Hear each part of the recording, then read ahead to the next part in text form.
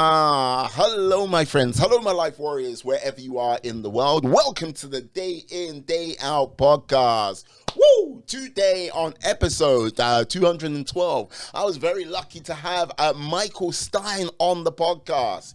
He is an entrepreneur, actor, writer, director, producer, stand-up comedian, host of the Long Shot Leaders podcast, and business owner. I have to say, this podcast today, my man here, he is quite an inspiration, to say the least. His life is somewhat like a screenplay. If he wasn't telling me it, I wouldn't believe it. But we talked about a number of things: how he got started as an entrepreneur, how he got into stand-up, how he got into the LA club scene, and how he did a short film as a Dirk Diggler, that very famous porn star from Boogie Nights. We talked about so many more other things as well. Got to say, really enjoyed this. So please sit back, enjoy the show. Don't forget to subscribe, and have a good one. Yes. Peace. Hello, my friends. Hello, my life warriors, wherever you are in the world. Welcome to the Day In, Day Out podcast. Woo! Today on episode 212, I am very privileged to have Michael Stein on the podcast. Now, look, he's a bit like the talented Mr. Ripley. He is a man of many skills, I have to say. He is an entrepreneur, actor, writer, director, producer, stand-up comedian, host of the Long Shot Leadership podcast, as well as many other things. I'm not going to go into his company. He can tell us about that in a moment. How are you today? I'm doing great. I just love you. I love your energy. Already off the bat, I just love this guy. I'm doing great. How are you doing? I'm doing good. Look, I can't send out a check to you right now. I've got a number of rubber checks in circulation. God help me if anyone tries to cash it in. All I know is a black van will pull up for me one day and they'll suddenly go, get in the van. But nevertheless, here we are today. Now, yes. I've got to say, my friend, you, sir, you can have a small feature film or series done about your life. You can't say it's really sort of started out slow. It's gone at somewhat of a pace, let's just say. Starting in LA, how on earth did you sort of get started in your, how can I say, wildness, off the wall productions, say? Well, I come from a wild, off the wall family, so I'll tell you my little background story. It's I was hoping why I do a podcast called Long Shot Leaders is because I'm a long shot. I come from a long line of long shots. My grandmother escaped the Russian concentration camps on the way to America. My dad was a New York homeless street kid, became a multi-millionaire, only to become homeless again. I was born 2 months premature. I had the ADHD, the ADD, the health issues. I was put in a special needs school for a little while at UCLA for an all school. And then I really had no success other than making people laugh at me or, whatever. And then I, like most American kids, I saw the movie Rocky when I was 10 years old. And I was like, here's a guy like me. He's not successful. He gets knocked down. He keeps on getting back up. He's funny, but the only difference between this guy and myself is that he's physically fit. So I became physically fit every day since then. And I became a physical fitness when I was 16. And I said, there's a second bit of success. And then I said, I'm going to be an entrepreneur. And my tutor in high school said, you should work with your hands because not everybody's meant to do what they want to do. So I said, for you, lady. And I started my business the day after high school and I failed miserably. And I waited 6 months and I studied at the city college. I didn't want to go to college, but I just studied there. And I said, I'm going to take acting, psychology, and business. And 6 months later, I decided to do stand-up comedy when I was 19. And I packed the house and I said, if I can get people here, I can get them to go to a nightclub. So then I started my nightclub called Off the Wall. And within 6 months, I became the #1 nightclub promoter in Los Angeles in my age bracket. And that's what started my acting career. I met my friend at the time, Paul Thomas Anderson, he did a short film called The Dirt Diggler Story. And he wanted me to play Dirt Diggler. So I played Dirt Diggler, which became Boogie Nights. And I appeared in that as well. And then I started writing, directing, and producing documentaries and films to segue out of my nightclub to get into the film business, did underground gambling casinos. So I wrote a screenplay on underground gambling casinos. And then I wrote several other screenplays, and I did a short film, a drama, and won many awards. Got live action short category, second pass at the Academy Awards, didn't make it, but I got bought by HBO, did really well. I got close to a movie deal with one of my screenplays, that gambling screenplay. And after 2 years of development hell and me burning the boats and leaving my nightclub business, I was broke after working as a production assistant and a starving filmmaker and actor. And I said, screw Hollywood. I'm going to make my own movie, but I was broke. So then I had to start a business and to make the money. So I started a business. I made $500,000 within the first 6 months. I was able to then write, direct, produce, and act in a film called Love Hollywood Style with Faye Dunaway, Andy Dick, and Coolio, crazy cast. And found myself acting across from 2-time Academy Award winning Faye Dunaway, and almost bottomed out my business trying to make that movie. And afterwards I said, you know what, I'm going to choose opportunity over passion. I chose my business. I've grown that into a business made over $100 million since. And there's many other twists and turns and craziness in between there, but that's kind of like my story of why I do a podcast called Long Shot Leaders, because the ebb and flow of failure and success seems natural to me. And that's why I'm on your show today, I guess. Well, you know what, people? There you go. That's it in a nutshell. Goodbye. Have a good day. See ya. Oh, my. This is what I'm talking about. Yes. A film? No, maybe most probably a series. Look, because this is the thing. Look, okay, there are some places in the world which would be absolutely insane to have a club. Look, London, Paris, New York, LA is most probably the place on friggin' steroids when it comes to like doing the whole club night lifestyle. Like, how did you went, okay, yeah, I'm a comedian, doing stand-up. I can pack a place. How did you come about getting your club? Because that must have been back then must have been a challenge in itself. Well, I was working out at Gold's Gym and I had some friends that worked at the door at this one club. I was searching for a club. I just wanted to do a nightclub. It fit really well my personality. I'm super hyper. So then I was like, okay, these guys do this club. So they had an opening. It was the worst night. It was a Wednesday night, but it was, underage. So, summertime. And I said, I get the door, you get the bar. And basically I was able to grab the slowest night. And through there, just being 7 nights a week, 7 days a week, and hyper focus, I was able to become that successful promoter, which led into doing one of the biggest movie premiere parties. Not a premiere itself, but a promotional movie for the movie Batman in 1989. That was like the big blockbuster of the time. And 6 months before, I was up in Aspen because my girlfriend at the time, her dad was Peter Guber, he produced Rain Man and Batman. He just won the Academy Award for it. And I didn't even know who they were when I started dating her, but serendipitously, so I'm a fish out of water. I grew up in a rich family or in a rich area, a poor family, because my dad made all that money and he lost all the money. Yeah. I had to sleep in the same room with my grandmother until I was 9 years old. So I'd hear that story about how she escaped the Russian concentration camps. And then I'd wake up to hawking in the morning, which was my alarm clock. I go, so that's how I grew up, so I grew up as a poor family in a rich neighborhood. But when I met the Gubers, isn't that funny last name, Guber, but Peter Guber, Peter Guber is a big mogul in Hollywood. And I was up in Aspen, and John Peters, who was Barbara Streisand's ex-husband, was out there, and Chris Peters, and I see each other, and he's a bloke that's kind of like wearing a black leather jacket. I'm wearing a black leather jacket. We're both the black sheep of the area. And I look at him, and he looks at me and goes, hey, what have you been up to? Because we kind of knew each other.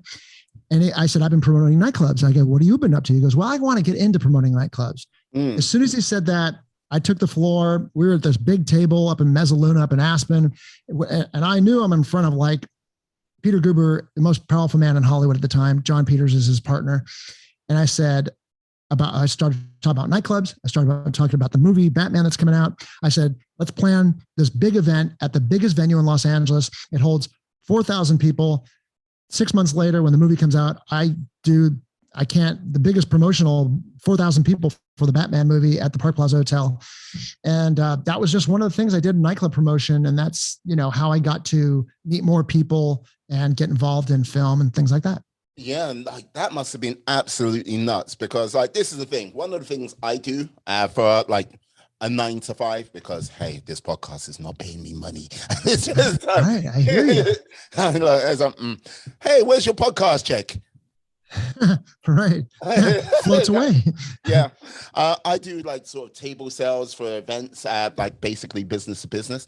And one of the things which always blows my mind is the operations team, what they have to go through just to make sure all the wheels are working, turning in the same direction. That logistic, it boggles my mind, because I think if I had to try keeping all of that together, it would drive me bonkers. How did you manage to get the biggest Hollywood premiere at the time? Because Batman 1989 was so epic. It was beyond. It was the first time anything was that epic, I would say. To me, it harkens back to the Mike Tyson line. He takes his disadvantages and making them advantages. So my disadvantage was having ADHD, but the advantage to having ADHD is you have hyperfocus. So I was so hyper-focused on what I was doing because I was really interested in that. And I took ownership of that. And I was proud to be that person. So when it came time to promoting nightclubs, it was all in 7 nights a week, 7 days a week, running for president without the education, shaking hands. Organization, I'm a hyper natural person. So I'm going from place to place and here and there and there. And I'm able to juggle a lot of things without feeling the overpressure, because your mind's constantly spinning anyways. Now, organization on a mundane level is a different thing. But for the nightclub business, it doesn't get too sophisticated to where you have to work with Excel spreadsheets. So at that time, being 20 years old, I was able to manage quite a bit through just sheer determination and hyperactiveness. Yeah. Wow. I can only imagine that, because going through all of that must have been okay. The doors must have opened onto some new levels when you go through that. It's there's, how can I put it? There are some things where you do in life where it's either closes a door or it opens it to that next level where you're going, oh, I didn't know I could ascend so high. What was the sort of the next step after that? I need to know, because I'm curious. Hey. So that's a great question, because, every step the door is open. So when you do stand-up comedy, you're I didn't know I could do that, And then I did nightclubs, and I didn't know I could do nightclubs at work. And then you do bigger and bigger events, and you're meeting more people. And then you become like a mini celebrity in LA as a nightclub promoter. So you get more opportunities, and I meet people, and whatever you're strong at, they like it. So if I when I met Paul Thomas Anderson, he was a struggling filmmaker, but I made him laugh all night. So then he calls me up the next day and says he wants me to play this character in this short film called The Dirk Diggler Story. Or I meet other people and say, look, you fly up in a private Learjet to Aspen and meet the son of the John Peters. And he says, I want to do nightclubs, and I do nightclubs, and then I have something to offer, and I feel like I have value. So I don't feel like I'm taking anything from anybody, because that was a big thing for me, not to be one of those guys that takes, but rather gives. And then I was able to do bigger events. So then you see other people around you also that are successful. And then you're I just did this, I just did that. I could do what they do too. So I did do that. I did burn my boats. So I left my nightclub business, and I decided to become a full-time production assistant working on commercials, and just, being a peon compared to being the mini celebrity star nightclub promoter. But I wanted to make film. So then I started doing documentaries. I did a documentary in the history of house music and rave scene in 1993. I toured the United States, and I interviewed the pioneers of house music, which is Stephen Silcurley and Jamie Principle, who created house music, and then it got sent over to England, became popular over there, and then it went back to Chicago, and then they finally said, oh yeah, it was like the Beatles. Yeah. And then I filmed all those guys, and then I created that documentary and just did documentaries for a while.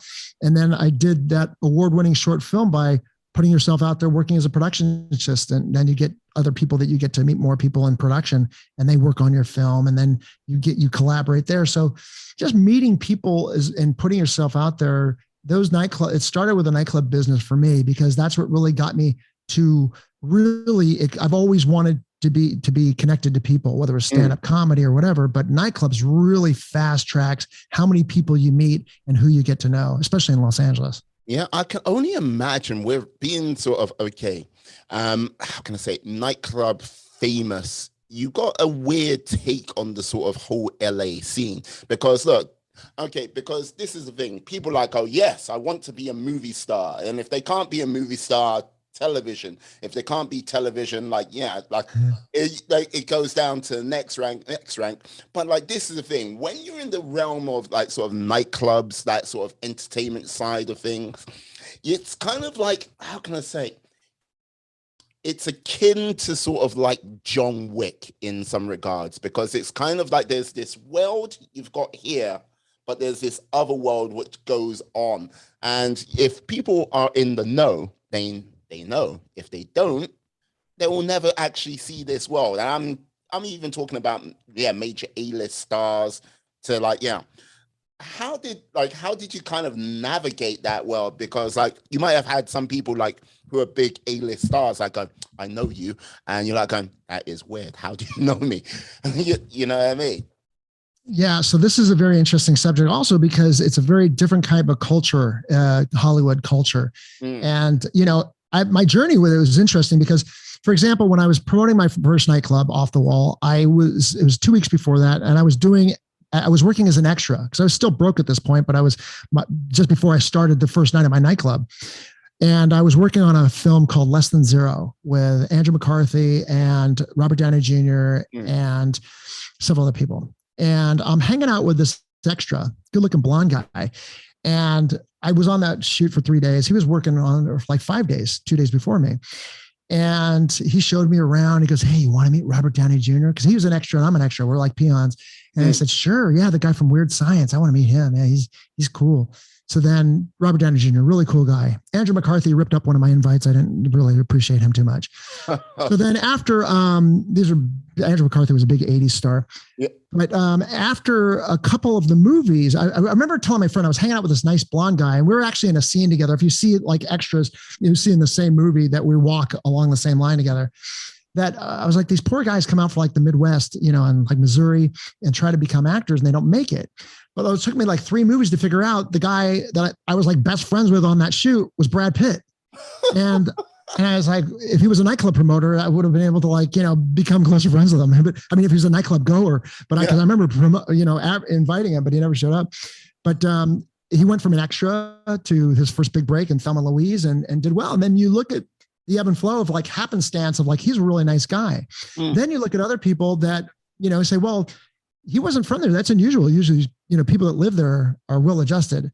I know other people that grew up in Los Angeles that are huge in the entertainment industry, and they're just assholes, you know? So it's a bubble that can be predisposed towards having a certain type of mentality. And that sucks. And it's also a really great avenue because, I mean, filmmaking and acting and arts and entertainment is a wonderful, you know, business. It's creative. So there's a lot of dynamics to it. So to answer your question on what it's like, you know, in that industry and what it's like meeting these people, you know, they're just people like you and me. There's a lot of scarcity. Like they're worried to lose it or worried to, you know, network a little bit. Sometimes you'll see a lot of that. To like, well, if I introduce you to this guy, then maybe that's going to lose the opportunity when I can work with him, you know? So there's a lot of that going on.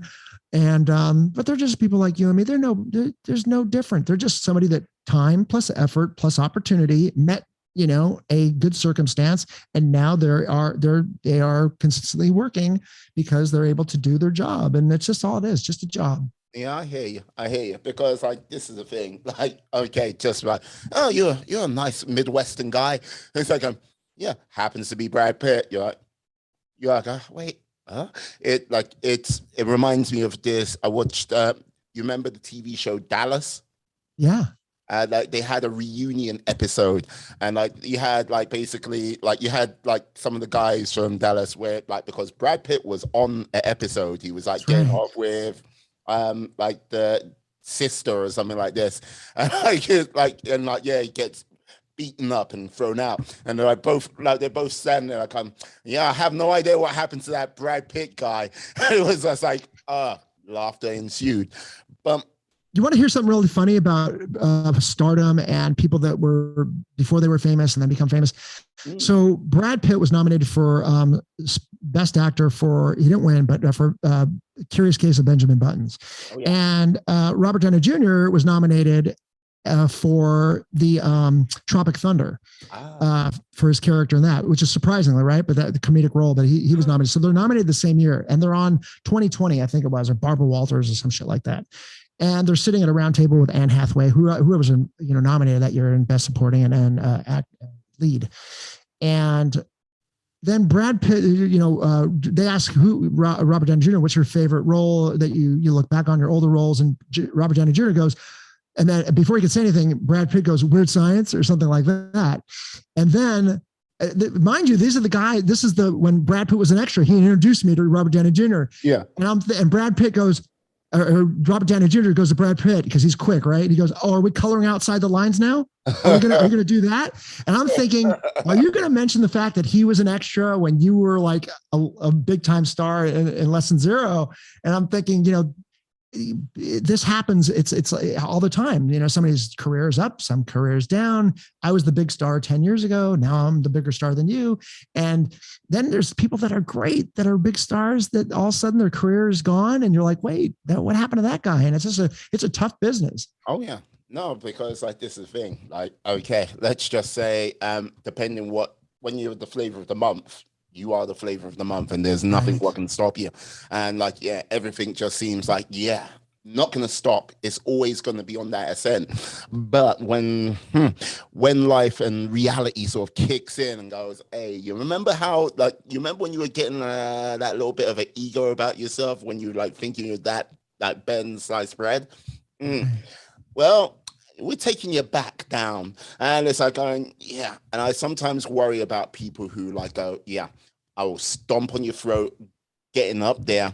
And when they're coming back down, it's like, okay, I got to be humble now. It's like, no, you like on the ascent, be a cool person because the descent will come. It's just a case of if you can outlast that sort of realm of time. When I say that, just shifting on to the next level.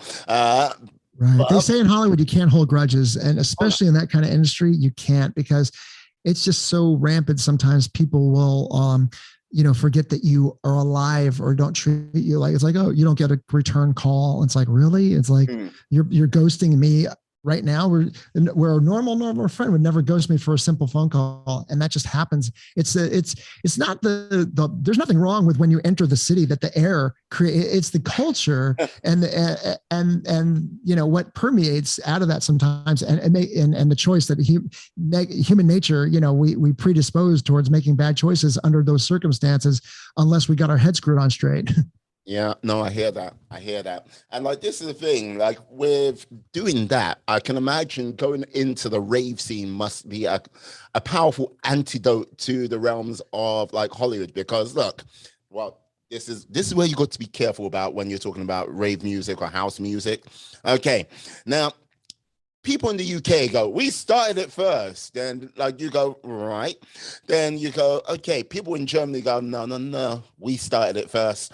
And then like, I'm sorry to say this to you, like as America, it's like, you guys got there late to the party. Yeah, all that's true. The creators of house music was Steven Silk-Hurley, who did a club called House, and Jamie Principle had the first song called Your Love that was created house music, but it was never big in the United States. Then England loved the music, and they created raves. They created the whole events around it. I don't think it was Germany. I think Rotterdam, all that came just a little bit after England. And then the United States is like, once the English start doing like the Beatles, they're like, oh, that's pretty cool. We'll use that now. So definitely that's kind of like true. The raves started, from what I understand and all the history that I recorded in my documentary and everything else, started in England and all Great Britain. And but the music was just poetically, the music, and I love the poeticism of this, was the same thing as jazz.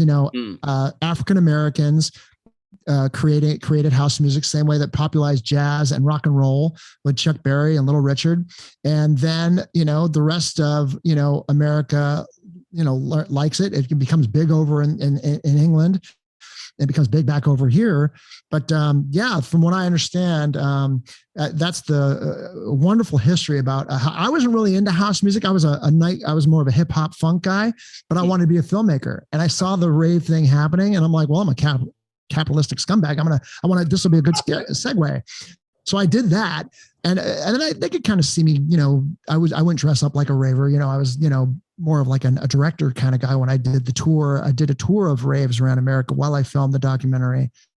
But that's the history that I know of that. And a lot of MDMA doctors we interviewed because that was a big thing. But and then in the 90s, it was really interesting because Timothy Leary, who was a part of the hippie movement, got involved in raves out in America also. And he was a big 60s guy. But that's I just we don't talk about, when people talk about house music, they don't talk about Stephen Silk Hurley and Jamie Principle, that poetic history behind the man that created the first song, which was it's Jamie Principle who created that song, Your Love, among other people. But they talk about him the most, and how it was a combination of Depeche Mode and church music when he would go to church. And then playing that song at Stephen Silk Hurley's nightclub, The House. And people loved that music that he would play at the house. They would go to other clubs and go in Chicago and say, can you play the house music? Play music that they play at the house. And they call it house music. And that's how house music got its name. Yeah, like this is a vein. Like, put it this way. If you were in the UK, like I was still in school. If you were in the UK around about, I'm going to say 1986, 87. Now, yeah, that's when they were still doing like the legal raves, but they were cracking down. Basically by 1989, 1990, they basically had it all locked down. And then, like, strangely enough, a little island called Ibiza became very popular all of a sudden. Because they just were like, no, don't do it. Can't be here. Stop it. And that's that's pretty much what I heard too. I heard that house music created in like 85, around there, mid 80s. And then, but there was no raves in America. It happened in England. And then there might be some, well, I remember going to a rave in 88 or 80. It really started, real raves in America started like 89. I really don't remember any big raves, like true big ones, like like Great Britain had. Until late 80s. Yep. So it just like, okay, like, dare I ask, while you were filming at these raves, like, did you maybe partake in anything like a dalliance on the more ravey side of things? No, I was always like a neurotic Jew that was afraid to like do any kind of like medication of any kind. I'm almost like a health nut, being that kid that, worked out since I was like 11, and I was a health conscious guy. I would try to find pho, like Vietnamese restaurants, so I could eat pho and stay healthy. No, I never really did any of that. I would walk over a lot of bodies that passed out from nitrous. There was a lot of people trying to give me hugs from MDM, from ecstasy. And I've seen through nightclubs, though, I've seen all kinds of stuff. I've been to art installations in LA where I've seen like an artist show. This is the craziest thing I've ever seen in a nightclub or art show. Somebody swallowing eggs naked and posing like in a Tai Chi kind of like live show, and then crapping the egg as he's laying the egg. Now, if you really try to, so that's impossible. It's like, actually, I don't think it is. I think you swallow the egg, raw egg whole. And then, when egg has equal pressure, it doesn't break. So you're freaking out. But I saw that. I was like, this is the record books. I was so glad I'm here because I will be able to say that is the most insane thing I've ever seen. And I've seen a lot of crazy shit at nightclubs. So swallow the egg whole. Yeah. And then pass the egg whole.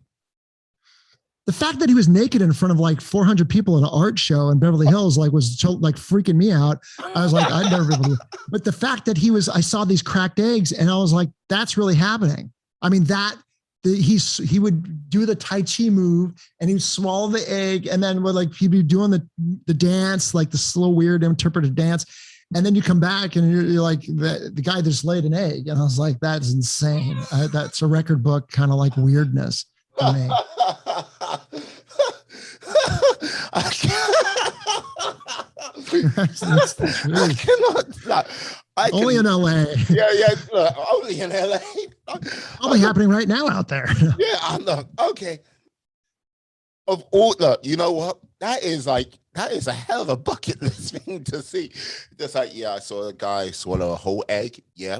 And then lay it like a chicken. It's that kind of Yeah. I wish that we did. I've done gambling parties in LA. When I came back after doing my rave documentary, I went back to LA after that long tour, and I said, gambling at this time was like the big thing. So I decided to do underground gambling parties in hotel suites. This is before like the movie Molly's Game and all, and Rounders and all that. And I've seen some crazy things at gambling parties.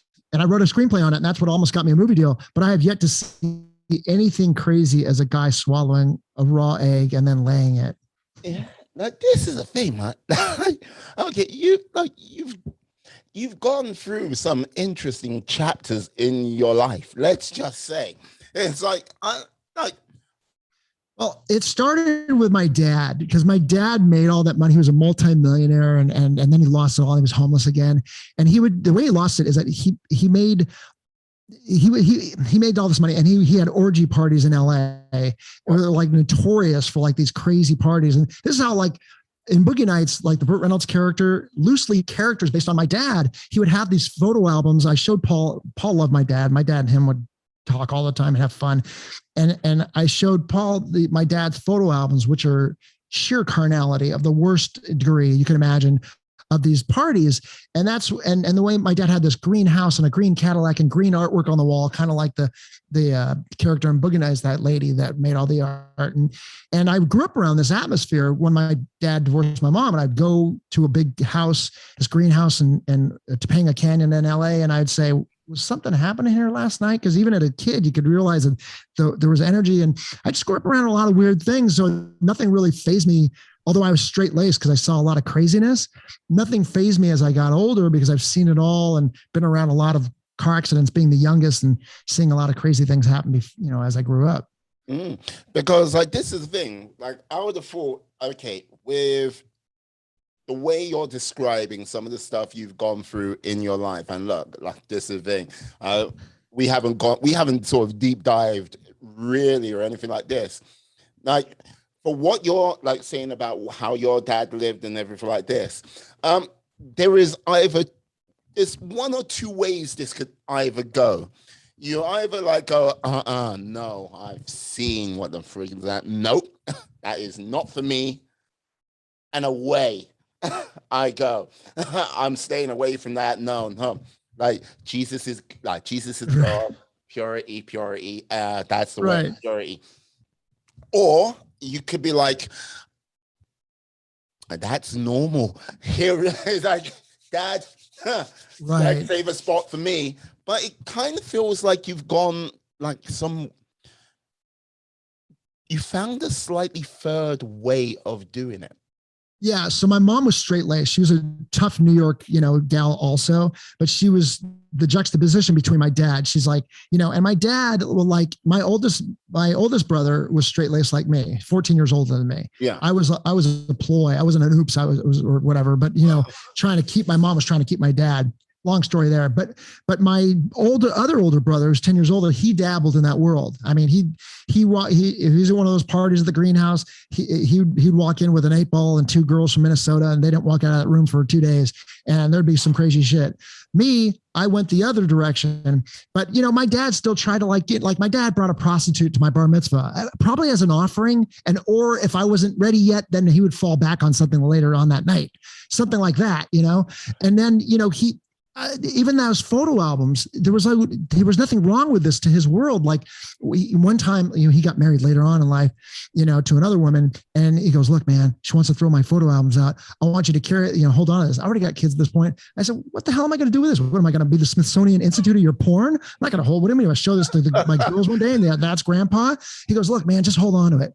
So I look at these old albums, to, old time's sake, and he's got these orgy pictures next to my bar mitzvah pictures, next to like my graduating pictures, next to my homecoming. I'm like, what the hell, Dad, what is this? He goes, well, it's just memories of my life. I understand that, but you have no continuity, so I was used to that craziness, and I always be around weird people, my dad's side of the world. But I did learn from my mom and an old Russian Jewish lady that would, be very blunt with me about not to do those things. And being the youngest, I saw my older brother go through, all kinds of drugs, drug addiction and craziness as well. My oldest brother was like my father when my dad wasn't around because he's a Rolling Stone. And then my sister was like, she's a child psychologist. So I saw all these things and around me, and I had stepdad who was a sergeant in the Marine Corps. So I got all this weird stuff going around. So being the youngest, you get a lot of, and growing up with an old lady, my grandmother in the same room, it's a hodgepodge of hopefully I didn't end up screwed up, other than the neuroses that you hear from you right now. Okay. I love it. I love it. It's like, okay. Okay, right. So I think I've got this in my mind. Like, this is normal for people that grew up in LA. No, I'm joking around. People in LA are like, that's some fucked up shit, man. It's like, you can't live in LA without at least having a life, which is a screenplay of some bizarre craziness, madness. Like, extraordinary. It's like, hey, fantastical. Look, because, wow, I can understand this now because, okay, like the age difference between you and your oldest brother, like he's lived a life where like he's like there for the grace of God go I. Basically having a like straight-laced mother who's like and then having like a grandmother which is like, look, I escaped Russia, concentration camps, look, I did everything in my power to get to the United States to live a better life, don't fuck it up. It's like and then having a sister which studies psychology, like, good God, no, I would not want to piss off your sister. I would like if I was in your position, I'd be like going, hey, it's like going, wait, did she just play some psychological mind game with me? Well, I grew up with three strong Jewish ladies, my grandmother, my mom, and my sister. And the women are the boss in that family. So, they were really strong-minded. And I grew up with a lot of, figures, a lot of, authoritative figures. But I got to tell you, it was interesting because I saw so much pain towards my dad's lifestyle. His family was really screwed up. They put him in an orphanage when he was 8 years old. He had to run away from the orphanage, so he was homeless. His younger brother was abused. His dad and his younger brother end up living with him after my dad fought his way back to get a condo out of his van. After he was a millionaire in the late 80s, they're living with him, and then his brother, who just got out of the hospital, he was gay, had a relapse because when he was, it was tough to be a gay person in the 80s. Wow. It wasn't easy as it is now. And then my dad was at his girlfriend's house, and my dad's brother was just depressed, and he shot and killed himself, and he died in my dad's arms, and he ran in the room and he shot himself with a shotgun. And you hear these things, and all this is, you start to realize, and there's more tragedy, but you just hear all these things and how all the unhappiness. It's like watching Goodfellas, but it's your life. And you're like, I don't want that to be me. I mean, I just could see that this shit is not going to be for me. My whole childhood was like looking out the window. My dad would show up. He'd be there for 2 weeks, and be gone, or say, hey, I'll be home at 8. And he'd show up in April. Yeah. So I didn't want to be, I wanted to be, that's why I could have been a starving actor and a filmmaker and like sleep outside at Joe Papp Theater in New York and try to be like, that guy. But I also wanted to have a family. So I said, I'm going to do my business route.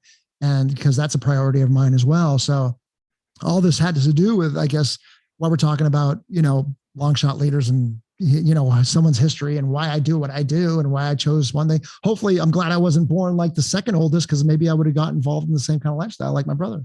Possibly, because like this is the thing, like, okay, listen to that, you're like, oh wow.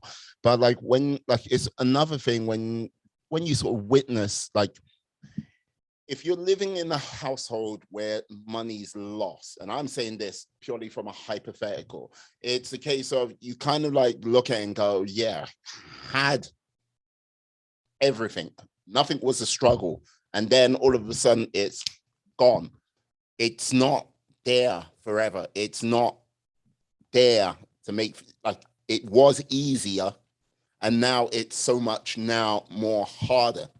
Like to sort of like go, okay, living in those sort of two worlds, and but still being in the same area where, like, yeah, you could look at your sort of peers, like, or even look down on them sometimes economically, to like going, yeah, my life is not the same, and they're like, I don't think you can actually ever sort of relate to what we're going through at this. It goes back, it goes back to the Mike Tyson line. I love Mike Tyson, by the way. It goes back to Tyson's line where he said to take disadvantages and make them advantages.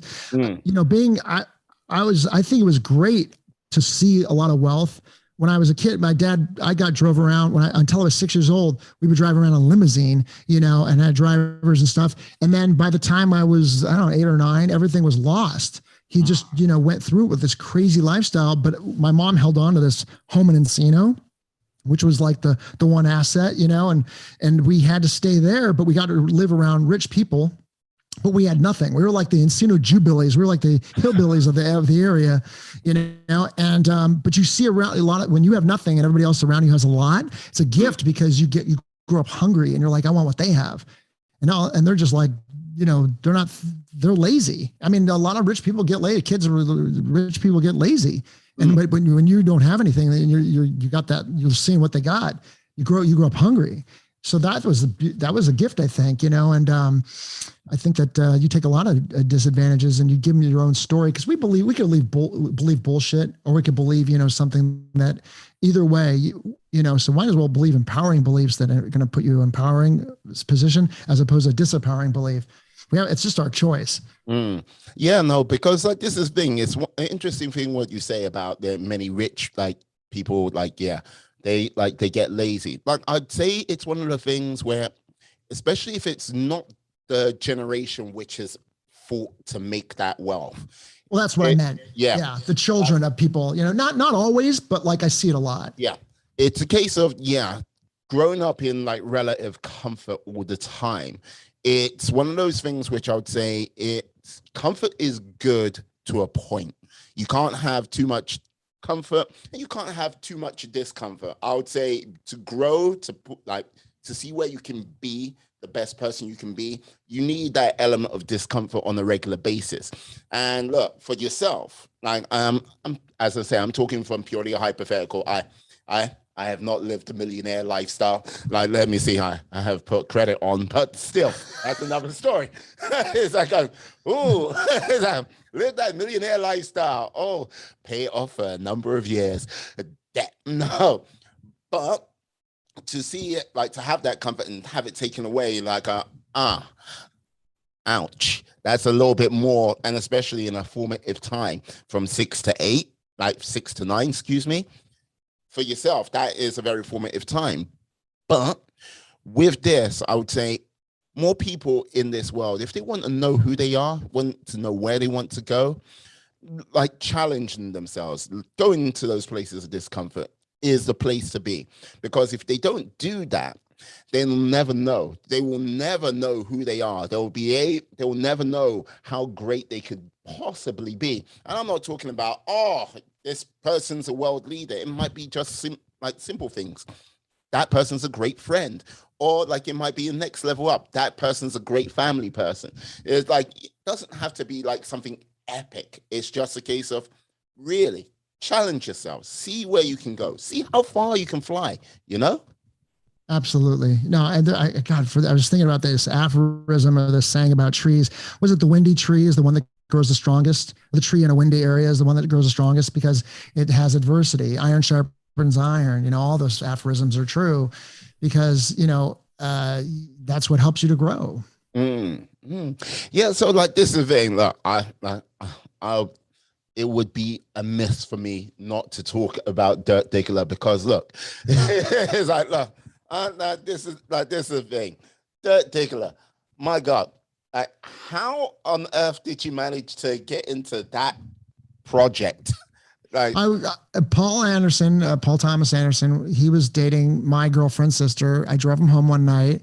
I had him rolling for about 40 minutes on the way home, and 2 days later he calls me up and says he was an inspiring filmmaker. He's like, I want to do a short film about the rise and fall of a porno star named Dirk Diggler, and I want you to play Dirk Diggler. I said, I'm in. So then we went to his house, had a production meeting, in his bedroom at his parents' house, and then okay. That must have been a weird meeting. So, hey, so that is, he wants to be Michael. Yeah, he's coming around.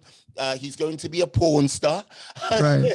Well, it was, the Dirk Diggler story is more of like Spinal Tap version back then. That it wasn't like Boogie Nights, but it was like, the rise and fall of a porn star, like meets Spinal Tap documentary style. And then, about 5 months later, we did some other fun little video projects. And then 5 months later, we shot it, over a course of maybe several weeks, in different locations, off and on. And then he did well with it. He got American Film Institute Award, for video. And, back then that was a category because video was a thing. And then it was interesting to see, how someone that wasn't successful became successful, before my eyes, because I never really saw that happen that way. So when he started making more films, and, it's kind of like Richard Pryor's joke when he was boxing, and then he throws a jab. It's like, oh, this shit really works, and then you get kind of good with it, and then throw another jab, pang, sometimes you get too cocky. You throw one of those out there too long and you get knocked out. But to see the success that he had, how I did, that's what kind of encouraged me to go for, more success and see other people that say this can really work. Because my belief was I'd never seen anybody start from nothing and create something. Paul came from a wealthy family, but he wasn't handed anything to him. He earned the filmmaking, and he knew what he wanted to do at a young age. He knew that he wanted to be a filmmaker at 6 years old. His school project was write what you want to do when you grow up. And his school project, he wrote, I want to be a writer, director, filmmaker, special effects man. I know how to do everything. I can do everything. And that was 6 years old. Now, he didn't become a special effects man, but he did everything else. And to know what you want to do and to see somebody like that. So that was a wonderful thing for me to kind of witness that, and it's kind of like, helped me along the way to see, like, it doesn't matter. Everybody's got a chance to do what they want to do. Everybody's got a chance to, there's only 24 hours a day. Everybody's got the same 24 hours. Absolutely. And you know what? I do love that story, because like the reason why I love that, because this is the thing. We always see the end product. Anyone you see out there who's big up there, it's like, yes, this person was a star overnight. It's like, right. And you're like, you don't see the hours, the whole process, the pain, the sweat, the tears, the joyful moments, the triumphs, the victories, leading them up to that point. Right. And I'll even expand on that a little bit. If you got anybody out there listening has a son or daughter that shows a spark in something, and you think, well, I want them to be a dentist or whatever, nothing wrong with that. But if they, because he knew what he wanted to do at a young age. And that's a beautiful thing. And he was so certain of it. When you're that hyper focused on something in the beginning, it's not that you get like the knowledge from 6 years old to, 18 years old or 19. No, it's exponentially, because those are the formative years of your life. So that kind of, compounded with the time plus the effort plus the informative years, the forming years. I mean, that's just, I see so many successful people now that know what they want to do at a young age. When they want it that young, it's just so encourage that route if that's what they truly want, because they'll turn it into something amazing. Absolutely. Yeah. As I was going to say, with regards to that, like when you see the end product, you go, right, star overnight. But now with our with our 21st century lifestyle, we can actually see the sort of journey for some of these people. But like with that journey, you kind of still getting the edited highlights of it all. You're not getting sometimes the trueness of it. But when you can see it, like Yeah, one-to-one, like firsthand.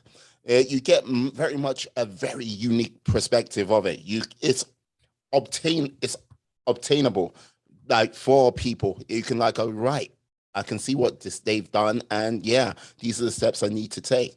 Wow. Seeing the wins and the failures too, seeing the failures and going, hey, they could fail, they fail just like me, or they're not perfect. That kind of makes me feel better because I felt like I had to do that right in order to make something happen well, to do it right.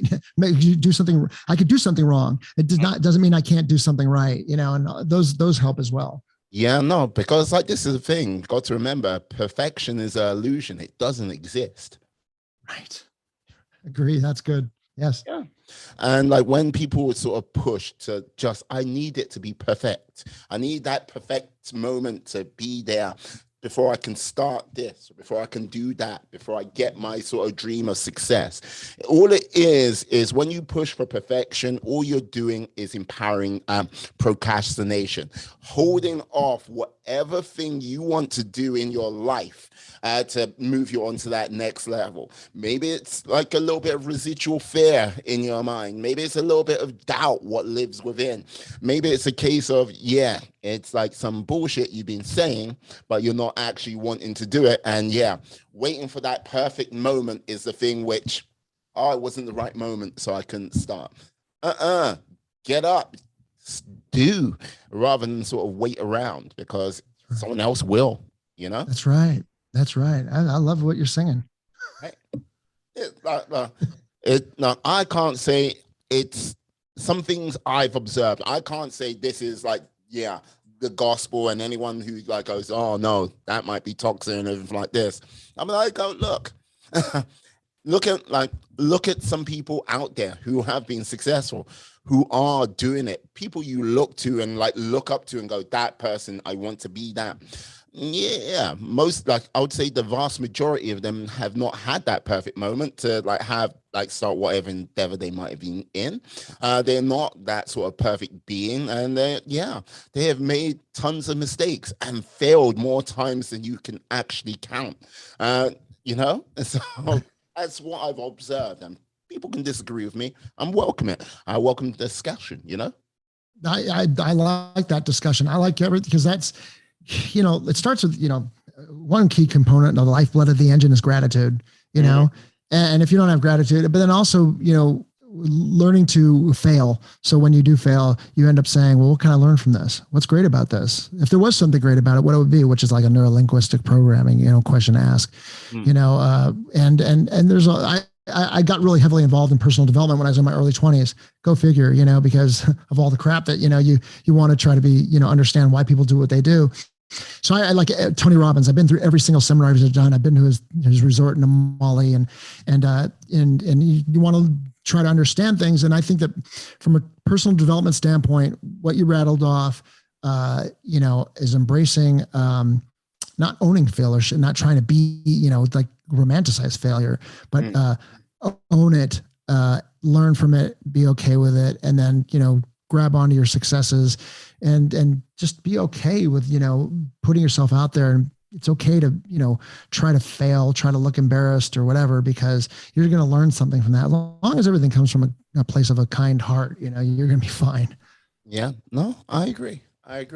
And like, this is the thing, I would say one of those things, like, yeah, don't get caught up with the whole realm of failure, because like people today sort of demonize failure. It's like, you failed, like you must suck now. It's like, you're like, oh, right. And when you say, yeah, failure is an opportunity to learn, it's a case of, yeah, and I think a lot of people are getting towards that level, saying, yeah, we all know that failure is good, but here's the difference between intellectual knowledge and physical knowledge.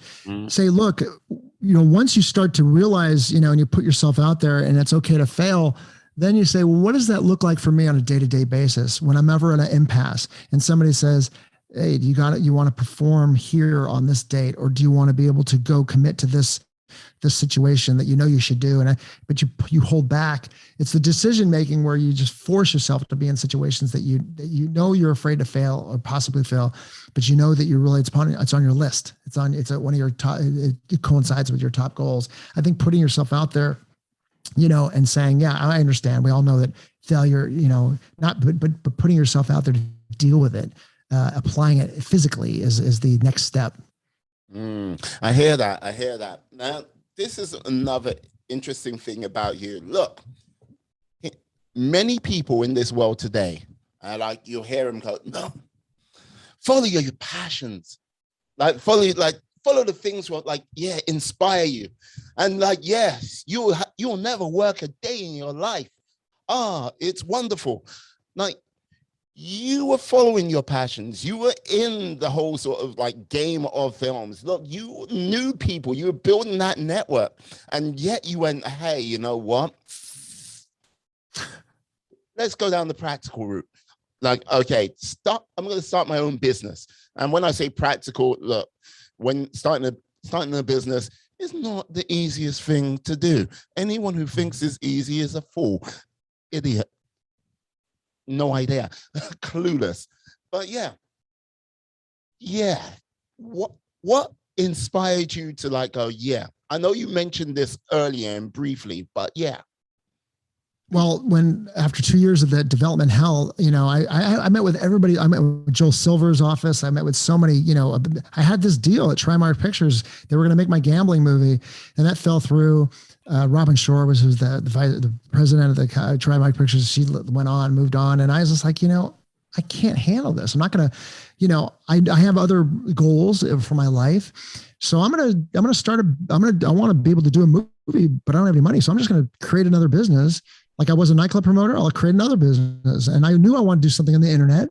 So I decided to do that business. And I said, well, this is going to be my film business. And I'll be able to segue into film. But then something happens. And you're like, you know what? I always want to be an entrepreneur. And I always wanted to be an entrepreneur before I wanted to be a filmmaker or an actor. Yeah. But still, it was my dream to be a filmmaker and an actor. So after that, I did that film, which was crazy because I was running a business out of my rented $800 a month shack in Sherman Oaks. And I was running the business out of there. It was my production company for my film. It was crazy and almost bottomed out my business. I decided I'm going to choose maybe an opportunity over this passion, which is this lifelong passion of wanting to be a stand-up comedian, an actor, filmmaker, and I'm going to nurture this business. So I grew it to a business that has made over $100 million since, and it's continuing to grow. And I have other big plans for it. Hopefully it'll kind of grow even much bigger. We have plans for next year, but I always knew that I want to be able to have a family, but one day, just like that's happening now, as we're talking, I saw my daughter drive down the driveway with some friends. She's 15 and a half, and another one's going to be 13 soon. They get older and they're like, you know what, Dad, I don't have to be with you all the time. I got plans with my friends. And that's why I kind of started a podcast 6 months ago. Cause I'm like, okay, I got some time freed up. I get, the life shifts.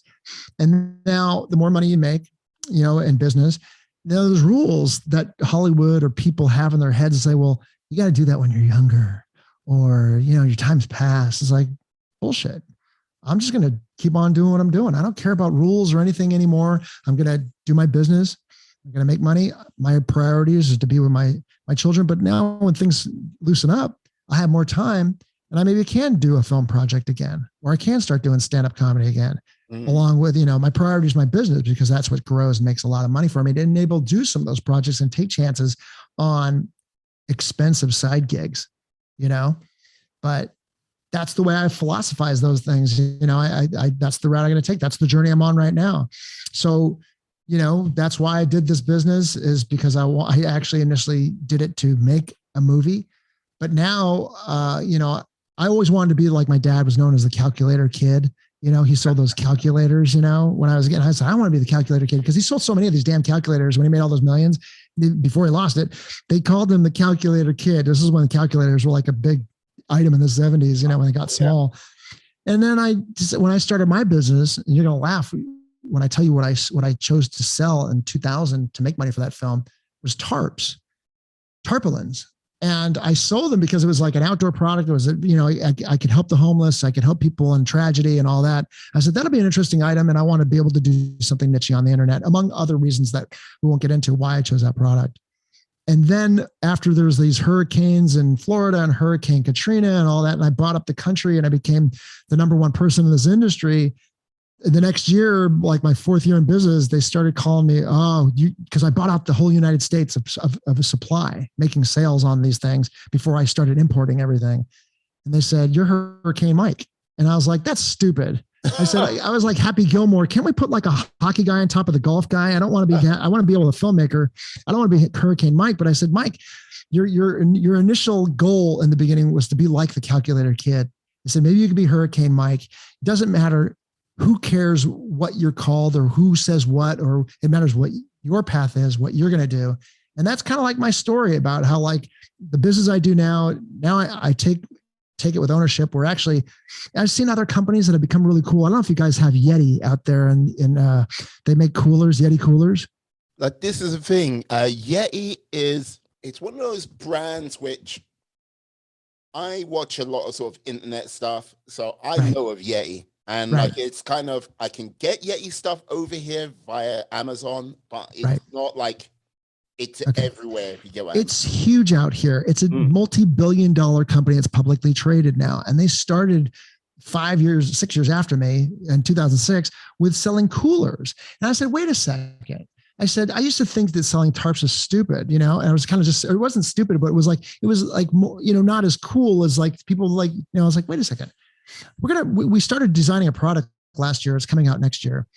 And I said, why can't we define, something in the outdoor sect, camping, fishing, hunting kind of thing, to where we can make this an adventurous product the same way that Yeti made the cooler, because it's a whole lifestyle brand, And so I thought, what, I'm tired, you get to a certain age and your personal development catches up with maturity, and you're like, it doesn't matter how old you are. It doesn't matter what you do. Doesn't matter, because I used to make fun of my last name. Like, Michael Stein can't be an actor's name. Pacino, De Niro, those are actors' names. It's ridiculous. Then Schwarzenegger becomes huge after. So that negates my idea. I was like, I can't be a good businessman because I'm only 5'7", but because read all these articles, the tall people are, successful. Well, Jeff Bezos is the richest man in the world. He's 5'7". He's the same height as me.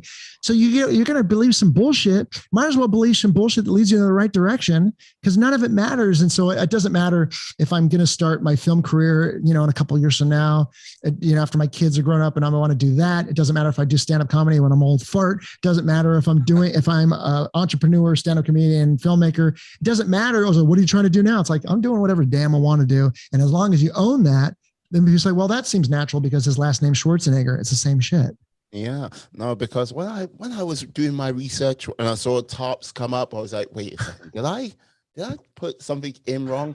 But I was like, okay, no, right. Yeah, because like, this is the thing. Like, today it's sexy tech. If it's not tech, it's got to be sexy. And like, when you bring up Yeti and what you're doing yourself with tarps, people forget that, more times than not, like, depending where you are, you're going to either need a cooler or you're going to, like, definitely in America, you're going to need a tarp on a regular basis. Yeah, if you're into camping or hiking but right now it sounds silly, but we're doing something that is somewhat related to that. I can't talk about it, but it's going to be mind blowing, for the kind of product it is. But it's something that turns into a tarp, but it's also something else. And it's very unique, but it's like, it sounds silly now, but it's silly until someone makes it like a household thing. And then it's not silly anymore. And it's just like, it's silly. I mean, I grew up with contrast. I grew up with my dad putting orgy pictures next to my prom pictures. I wouldn't do that, but if that seems okay to some people in the world, then I'm sure that people can accept the fact that I'm an entrepreneur and like I can go on stage and do stand-up comedy, or I can make a film, and people aren't going to judge me for it, as long as the product's good and you're having fun and you don't like pay heed to it. Yeah, like, I can just only picture in my mind, just like, look, I'm so proud of your son. Look at you there in your prom uniform. It's like, Dad, Dad, like, thank you for putting up the picture, like, kind of place and everything like this. But I don't think anyone's going to see it because the freeway, which is going on the left. Like, my wife found those photo albums one time. She goes, "What the heck is this?" Because she thought it was mine. And then she saw some pictures of my dad. She goes, "Oh, no, I know what this is." Okay. Just like, hey, no, baby, no. It's not like that.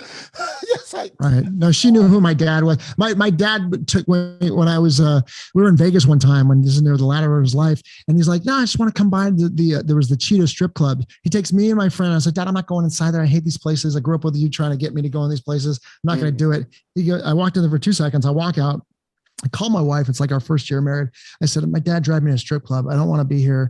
She's like, and then he walks out and he goes, hey, it's Miriam. I'm like, yeah. He grabs the phone and he goes, hey, Miriam, how are you doing? She goes, what are you doing, Larry? He goes, oh, we're at the deli, just having some sandwiches out in front of the parking lot. She goes, don't lie to me, Larry. Michael just told me you're at a strip club. He's like, hey, Miriam, how you doing? Kind of skate. He was like Santa Claus. He was like a cross between Santa Claus and Elvis. And it was hard to get mad at the guy as much as that he would try to, run one over on you. Oh, damn. That's mental. That is mental. Now, I have to say, we have a guest in common for podcasting. Brendan from Master Talk. Brendan, wait. Brendan, the public speaker? Yes. Yeah. Sorry? Yes. Yeah. Yeah. Like I was He's a great guy. Yeah. Yeah. He's a great chap. I've got to say, very nice talking to him. I was like, oh, was that Brendan? Yeah. I was like, it brought a smile to my face. I love that guy. That guy takes the best pictures in the world. You see him? He's like public speaker / GQ guy. Well, yes. Like put it this way, I think if you poured him into a suit and then he'll just like simply just do it and look like. Yeah. He likes to pose. It's like, yeah. He's a good-looking kid, though. Yeah. Yeah, just like instant pose. But like, yeah. But your podcast, I've got to say, you have had some prominent guests. I've got to say, the one what really stands out for me, because I love his book, Robert Greene, 48 Laws of Power. That must have been like, that must have been a heavy conversation, I've got to say. I didn't know. He's a Jewish boy from LA like me. I'm a Jewish boy from the Valley, with the LA and the Valley are like, 10 minutes away from each other. He's a really interesting character. He wrote that book for the same reason I made Love Hollywood Style, which is like an anti-Hollywood film. He wrote the book 48 Laws of Power because he was like under the thumb of so many powerful people in Hollywood. And he was the one that got treated poorly, like what power can be done. There's good ways to do the laws of power and there's negative ways of the laws of power. And he talks about both of them, but that's why he was, and he's also a scholar. He's been a scholar his whole life. Really interesting guy. Yeah, no, because like this is the whole thing. You like if you listen to the 48 Laws of Power, the powers of war, all of like basically you just get so many sort of snippets from like Aesop's fables. What is it? The Five Rings. Like you get all of this sort of like snippets here, there, and everywhere, and how it applies to history and everything like this. And you're like, oh my Lord. You're like, oh, it's so clear. Like, it's like, right. I got to say, yeah, love that guest. But like with your podcast, like how many people have you had on now? How long has it been going for now? Today, I think episode 124 came out, but I do 3 episodes a week. And we started it in March this year. And I just, sometimes I'll do some bonus, but I just do, like today's Friday, I'm talking to you, and I do all of my episodes on Fridays. So I do maybe one on a Thursday night and one on a Saturday or Sunday, but mainly on Fridays, and I batch them. So it's not really like I'm doing this all week long. And then I have virtual assistants that help me edit it and put it together and all my promotionals. So I try to leverage and I put processes in place so I could do it. But we've done, 124 as of today, Friday. The 124th episode came out. So it's been about, 9 months that we've been doing it. Oh, good God. Not respect to you because this is the thing. No, I've got to say it. Like I was doing one episode a week and I was like, okay, yeah, ticking along. And it was like I was again very ahead of myself. I was like, okay, let me do 2 episodes a week. But like the only factor what works against me at this present time, 9 to 5, everything like that. Time. Right. And like, if I could afford to do the assistant thing, I'll definitely do that. And like, I most probably look to that, doing that in the future because it needs to be clipped up. Clip it up. And I don't have like a one-handed fella who is called Jamie. One day. Right. Like, I hear you. No, I hear you. yeah, but like this is the thing, that many episodes in 8 months' time. Like it's impressive, got to say. And doing a 3 times a week upload. How has that been sort of affecting the sort of number? Well, I don't not so much numbers, but yeah, getting people's attention, It's the more, John Lee Dumas, who's been on my show, he does Entrepreneurs on Fire. He's like the number one entrepreneur, person out there for podcasts. And he does 5 days a week. And I knew that I wanted to do at least 3. I knew I wanted to batch, I'm doing this for networking reasons and connection reasons. And I love people. It's like nightclubs again for me, but I get to meet people like yourself, and enjoy their company. And I'm learning as I go. So, and it doesn't take a lot of time for me because I've worked it into my process. So like right after this, I'll probably have to slip into some business stuff. And then I do have like actually one more interview. I'm interviewing somebody in about 12 minutes from now. So, it's like, I just mind my time. It's okay. We're good. And so I just mind my time, and and then I get back to work. And plus work for me is play. Designing a new product and marketing and running my business and talking to my employees and doing all that is nothing but play, and that's why there's levels of feelings. Let's end on this. This will be my personal development. There's levels of feelings. There's things that don't feel good that aren't good for you. There's things that feel good that are good for you. There's things that feel good that are good for you. And there's things that don't feel good that aren't good for you, right? There's all 4. Anyways, the levels of feelings, like there's things that in the beginning that you're doing that might not feel good, but they're good for you, like working out or eating broccoli. But then you train your mind to where they do feel good and they are good for you, and you reframe your situation. And that's what I do with the podcast and my time management. Is that there's certain things that I fit into my schedule that in the past might have been not feel good, but now they feel good because I've trained my mind and I enjoy it. Fantastic. Now, okay, like come to that time of the show, but so with this, with all you've done, through all your life, like this like crazy movie, TV show series of a life you've had, where yes, you've done extraordinary things and you've lived a life less than ordinary. What would you say have been what has been the biggest lesson you've learned? Time plus effort will enable you to get closer towards probable success, and take and be relentless. And also, I'll just tell you what I tell my kids. How's about that? Take care of your body, take care of your mind, be a force for good, be a leader, be a happy person. And it kind of like, it's like the top 3, take care of your body, take care of your mind, and be a happy person. I'm happy every single day. I'm not always operating off of 9s and 10s, but you learn personal development, learn why you do what you do, why other people do what they do. And, just life is not a hard thing to, trying to succeed and dealing with, crazy things in your life, trying to be successful as an entrepreneur or whatever you're trying to do, whether it's being stand-up comedy or whatever, the process to understand the concept is not difficult.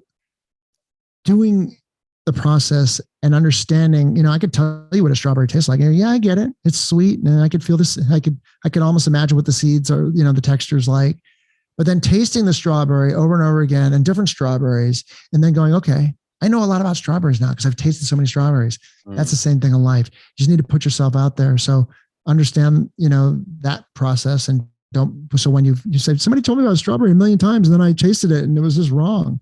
It's like I worked out, but it wasn't right. Or I tried the business and it was wrong. It's like, you only tasted it once. You got to work out over and over and over again until you get it right.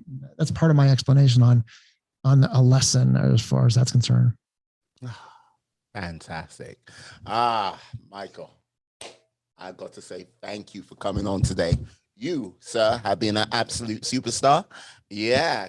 You know what I'd like to do with you? I'd like to go to a London pub and have a pint with you one day. That's what I'd like to do. Well, you know what? Look, come over. Trust me. I'll get you rocking and a jiving. A dancing and a grooving. Yeah, trust me. We'll have a good time. Yeah, absolutely. Can you tell the lovely people how they can find you out there on these interwebs? Interwebs. I like that. Just go to longshotleaders.com. If you have a long shot story, it doesn't matter. It doesn't have to be financial or anything where you've overcome large obstacles to find any type of success. Give us a shout out at longshotleaders.com. All my socials up there. You can find me through that. And want to hear about your long shot story. Outstanding. I'll put all of this into the show notes, into the show description, so you can find him out there. Brilliant. I've enjoyed this. I really have. I have enjoyed it too. Thank you. Excellent. And I hope you have enjoyed it too, my friends, my life warriors, who have stuck with us to this point. Please stay safe, stay well, be awesome, be excellent, be fantastic. Be all the positive bees you can be in this world, and then some, guys. Have a great day. Yes. Peace. And we are...